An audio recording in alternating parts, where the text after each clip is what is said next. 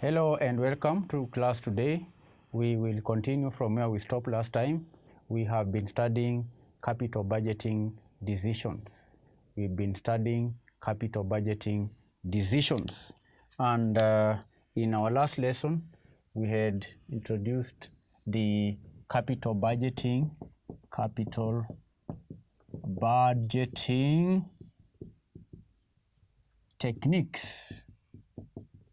techniques.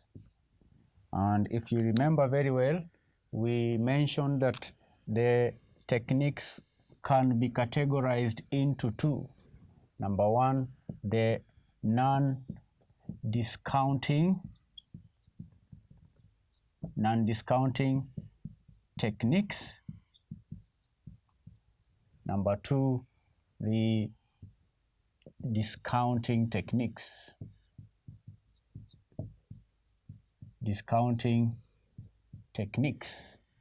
These techniques are simply tools or methods that the finance manager uses in evaluating capital projects. So the non-discounting techniques, these are the traditional techniques, and we have covered two: the payback period and the accounting rate of return.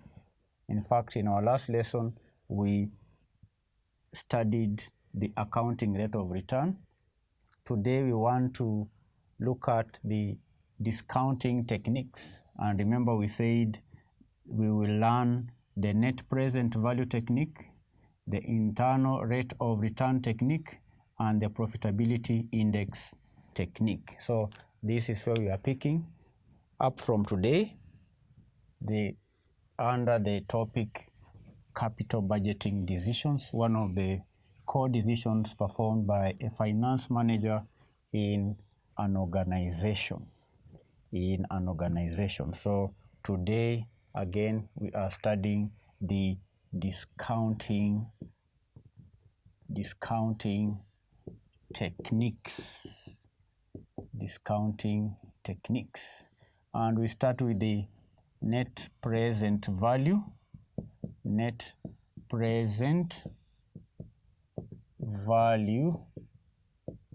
technique. The net present value technique, that will be the first technique we will consider in our lesson today. So the method, this net present value method, discounts cash inflows and outflows and ascertains the net present value by deducting discounted outflows from discounted inflows to obtain net present cash inflows. That is, the present value method will involve selection of a rate acceptable to the management or equal to the cost of finance, and this will be used to discount inflows and outflows. Our net present value will be equal to the present value of inflow minus present value of outflow. If net present value is positive, you invest. If net present value is negative, you do not invest. So the net present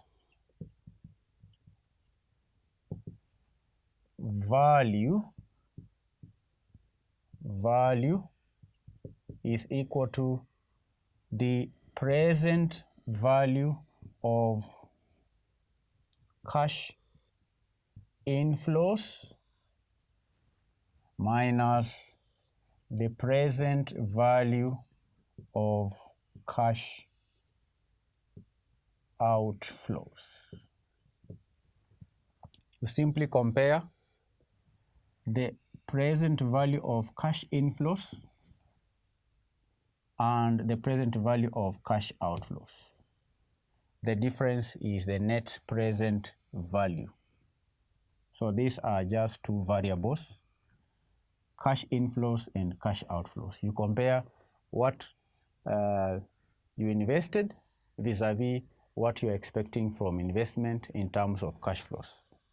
But the difference between this method and the previous method is that these cash flows are discounted. The cash flows are discounted. That's why we are calling these methods the discounting techniques. Remember, when we tackled the topic on time value of money, we defined discounting as the process of determining the present value of cash flows, present value of future cash flows. So the money that comes in, cash inflows, you have, because these monies are in future terms, these are expected cash inflows. They are expected cash inflows.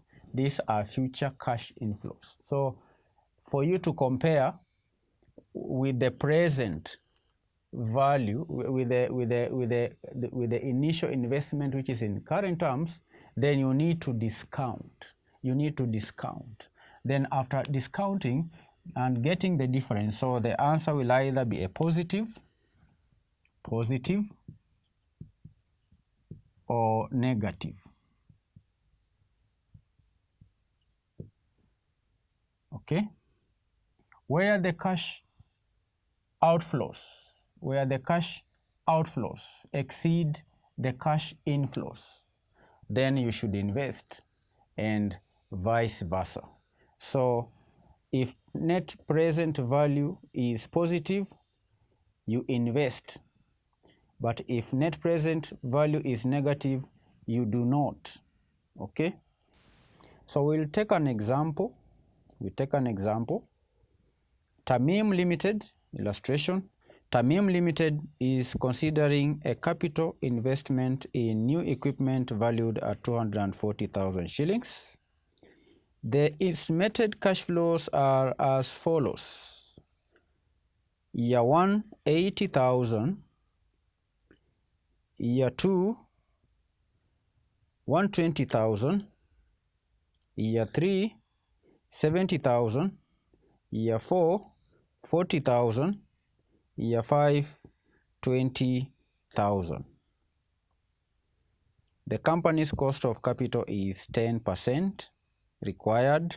Calculate the net present value of the project to assess whether it should be undertaken or not. To assess whether it should be undertaken or not.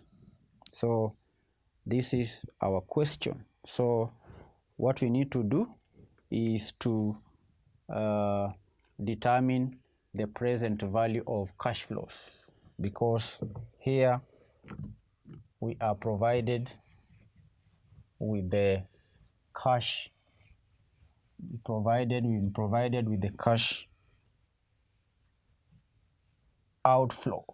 the cash outflow. What you get from the project should be more than what you put into the project. Okay?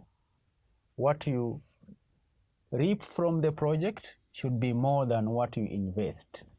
So again, here is the solution. We are required to compute the net present value. And what is the formula? Net present value is equal to the present value of cash inflows minus present value of cash outflows. So these are two variables, cash inflows and cash outflows. The cash inflows, these are the expected cash flows, estimated cash flows to be received in future. In this question, we are told that Tamim is considering a capital investment in a new equipment. The estimated cash flows are as follows.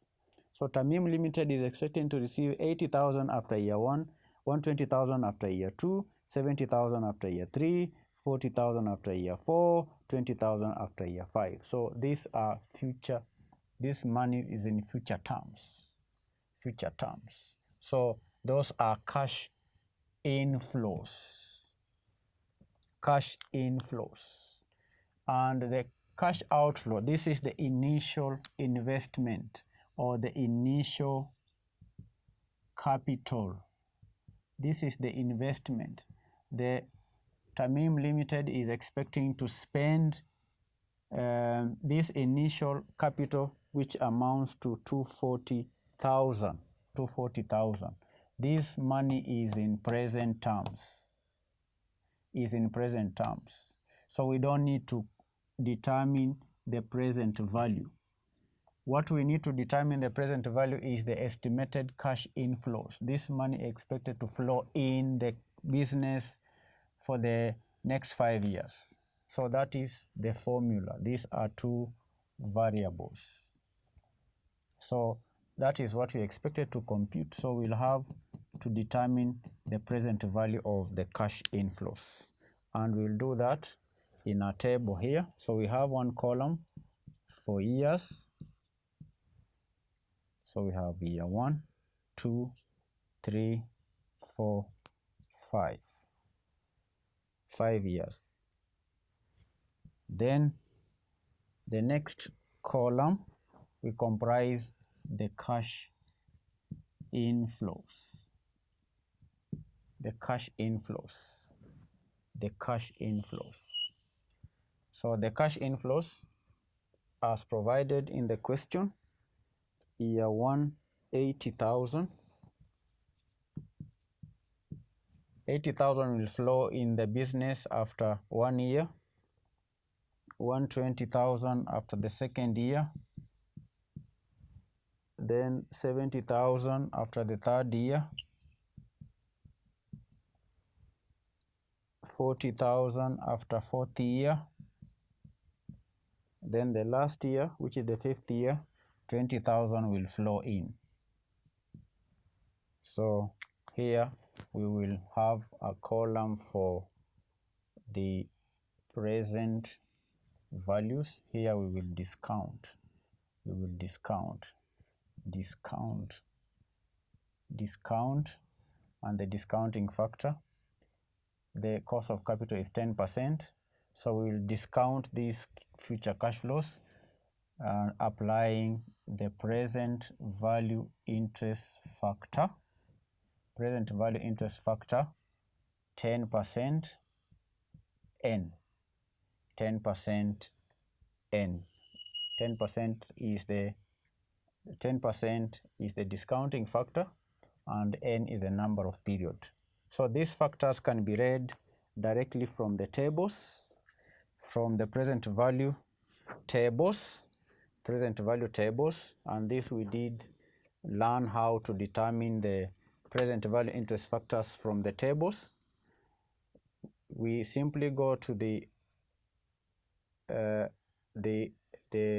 column for the period, and for the first year there is period 1.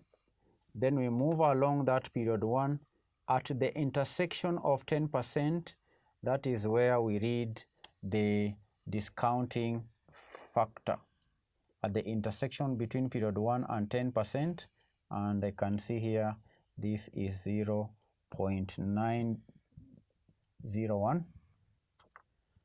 Year 2 we do the same, move along period 2 up to the intersection of 10%, 0.8264.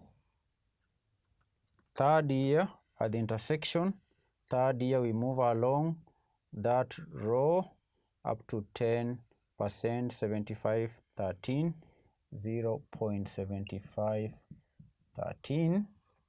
Then fourth period, move along the fourth period at the intersection 10%, 6830, 0.6830. Then the last year, the last period is 5 years, intersection is 6209, 0.6209. 0.09. So these are the factors, present value interest factors. So on this column now we will have the present values after discounting. Present values after discounting. Year 1, we simply get the product of 80,000 multiplied by 0.9091. This will be equal to 72,8. Year 2, product of 120,000, 120 times 0.8264 is equal to 99,168. Year 3, 70. We are now discounting every year. 70,000 multiply by 0.7513 is equal to 52,591. Year 4, 40,000 by 0.6830 is equal to 27,320. Then lastly, 20,000 times 0.6209 equal to 12418. Then we can get the summation, the total present values. We add the total present values plus 27,320 plus 52,591 plus 99,168 plus 72,8. Total present value here is equal to 26,264,225. This is the total present value of cash inflows. These are the cash inflows. And we know the initial investment, which is the cash outflows. The present value of cash inflows as given in the question is equal to 240,000. So the initial capital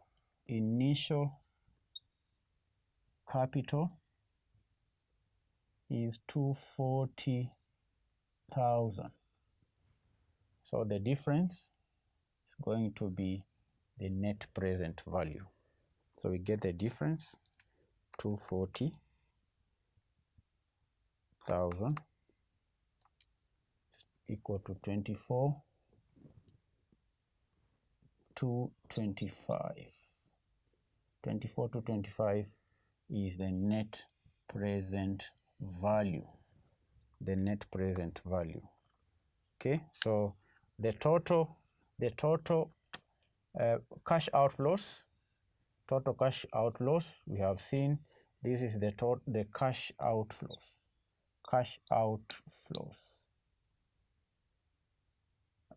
The cash inflows. This is the cash inflows.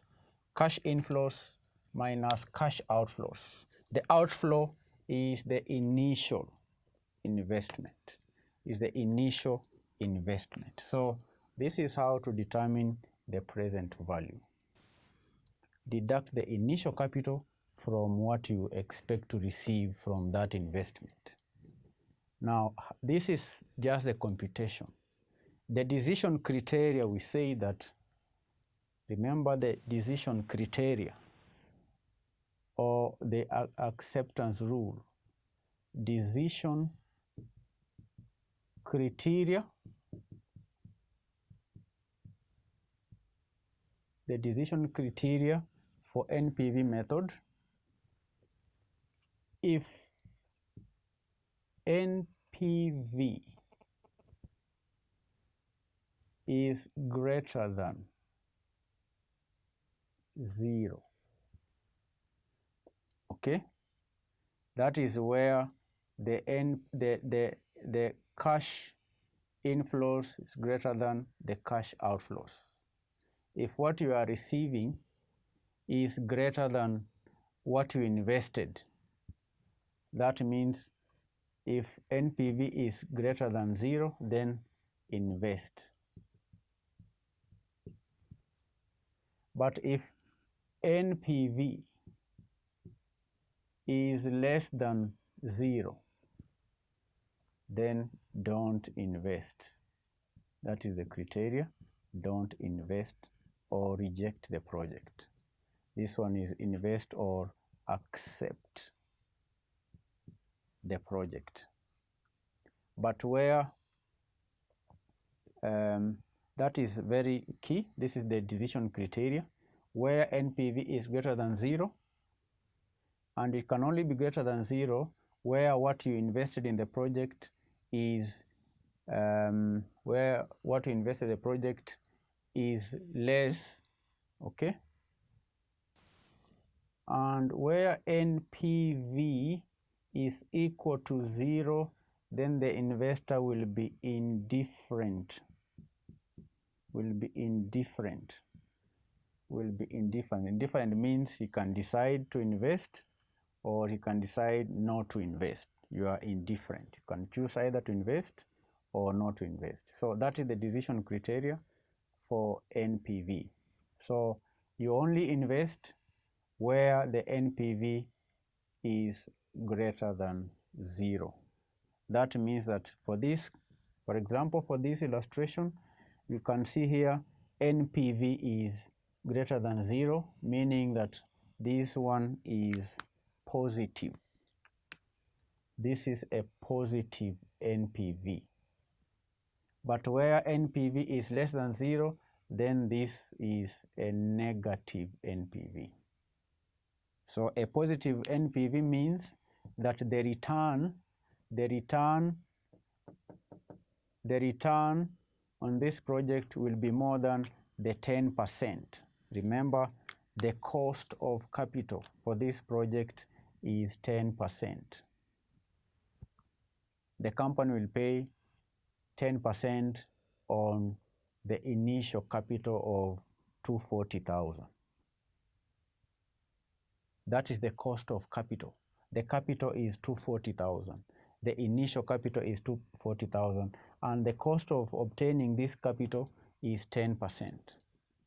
So where the NPV is greater than is positive, it means that the return here is more than 10%. That is the interpretation. Where it is positive, then it means that the return is more than 10%. So if the return is more than 10%, it means it is more than the cost. So the return being higher or more than the cost, then that is the basis for investment, making the decision to invest. So you can see the difference between this method and the previous methods. In this method, which is a discounting technique method, we have discounted the cash flows. But for the payback period and the account rate of return, we did not discount the cash flows. So NPV is a method where the cash flows are discounted. And with that, we come to the end of our today's lesson. Today we have looked at the net present value method, which is a technique used in capital budgeting. Thank you very much. Continue revising. Next time we will look at another method. God bless you.